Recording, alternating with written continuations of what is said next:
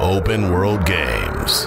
Subscribe today on YouTube and visit us at openworldgames.com. Hey Open World Gamers, welcome to an all-new episode of Open World Games. My name's Ryan. My twin brother Robbie is currently at E3 right now checking out all of the demos for you guys. He's there on the show floor and I've talked to him, gone back and forth with him, asked him what is it like. It's his first E3 and he is loving it, so he's having a blast there. And of course, he's trying to gather all of the information for you guys relating to The Division and your favorite open world games. And today, that's what we're talking about, The Division. We're going to jump right into it. As you know, Ubisoft showed The Division trailer yesterday. They showed off one trailer which was kind of like a cinematic trailer with actual gameplay, and it had some really cool music playing in the background. Plus, they showed off multiplayer gameplay of the Dark Zone, which we'll be focusing on here in this video. And if you guys didn't hear, they also announced the Division beta, which is extremely exciting. It'll be coming out later this year in December. And of course, we are going to have beta keys that we will be giving away when it comes time. So be sure to pay attention as we near the beta release. We're extremely excited to be able to provide you guys with beta keys because we know that you guys cannot wait to get your hands on this game. You can also register at the official website, thedivisiongame.com/beta, to register for your chance to get into the beta, guys. So go ahead and head on over there now. But again, we are going to be giving away beta keys here at Open World Games so that everyone can have a chance to get into the beta later this year. I cannot wait to play the beta. It is going to be awesome.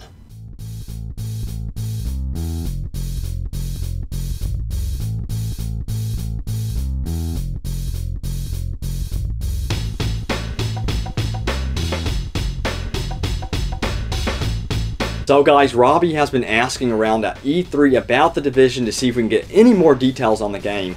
And if you don't know this already, The Division does have some deep customization to it, but they don't want you to have it where you can create something wacky. So for instance, they don't want you roaming around in like a pink outfit in the apocalypse. It just wouldn't match. So character customization will give you the ability to choose from preset heads and bodies. So again, they're providing you with some type of customization, which I guess you can go pretty deep with it as it is, but they don't want you to go so deep with it to the point where you can create something wacky. So to add to that, there will be several layers to customization. You will have clothing, which will have no attributes and can be colored and customized to your liking. Plus, there's also going to be armor, which does provide you with a statistical advantage. So there is that gear in the game which will give you that statistical advantage when you go up against someone at your same level or even higher. So that's something to keep in mind when upgrading your character and getting new gear. Let's take them out.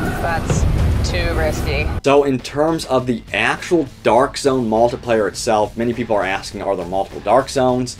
How does that work?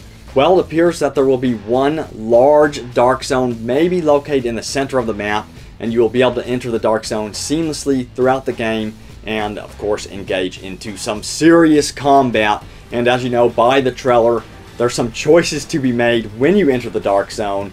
So for instance, you could be with your friends or you could meet up with allies and then choose to betray them later on to gain their loot.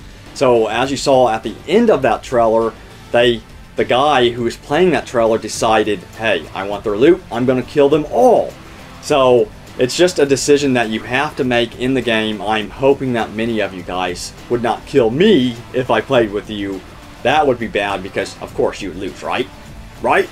So in all seriousness, I would love to hear your comments on how this plays out in the Dark Zone. Do you guys like the fact that other players can steal your loot in a moment's notice? It adds that tension, so it's a very interesting aspect of it. Leave a comment below. I'd love to hear what you guys think. Now, in terms of the player count in the Dark Zone, many people have been wondering how many players are going to be in this multiplayer world, as you will.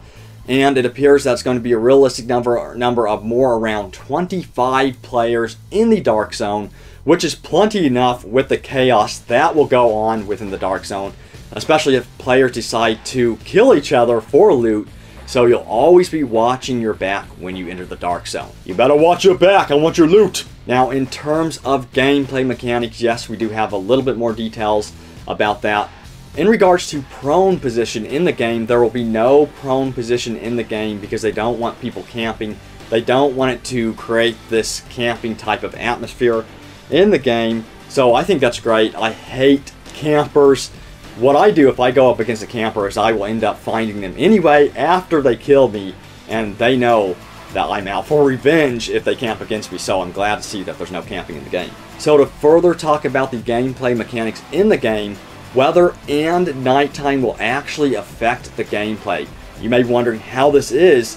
It will give stealth players a great advantage during the nighttime and during snowstorms. So if you like to sneak up against players with a shotgun, for instance, and get real up close, that is certainly going to be an advantage for stealth players. So it does directly affect the gameplay when it snows and when it goes into night.